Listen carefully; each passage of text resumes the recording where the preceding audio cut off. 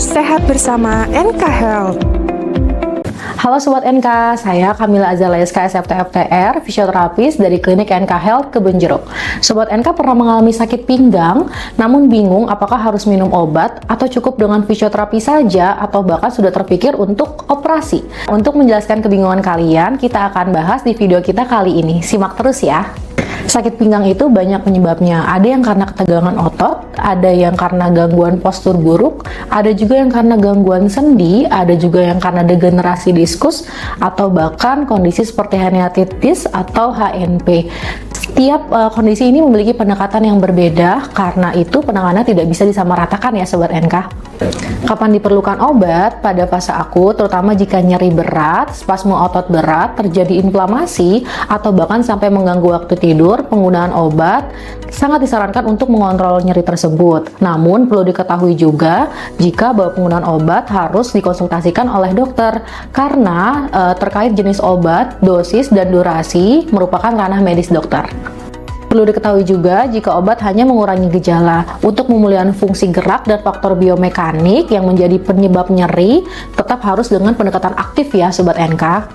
Mayoritas sakit pinggang atau low back pain yang bersifat non-spesifik dapat ditangani secara konservatif, artinya tanpa operasi. Contohnya, nyeri karena postur buruk, nyeri akibat kurang gerak yang mengakibatkan otot core dan otot punggung belakang menjadi lemah, degeneratif ringan, dan nyeri berulang tanpa gangguan syaraf berat.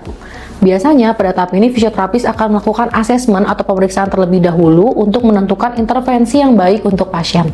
Pemeriksaan dapat berupa pemeriksaan fisik, palpasi, dan special test. Jika sudah dilakukan pemeriksaan dan ditentukan diagnosa fisioterapi, intervensi yang diberikan biasanya bisa dengan pemberian modalitas seperti ultrasound, microwave diathermy, muscle release, dry needling, dan TENS, serta latihan exercise yang berupa penguatan core. Pendekatan aktif ini penting untuk mencegah kekambuhan dan meningkatkan kualitas hidup pada pasien. Kapan operasi dipertimbangkan? Operasi bukan menjadi pilihan pertama dalam sebagian besar kasus sakit pinggang.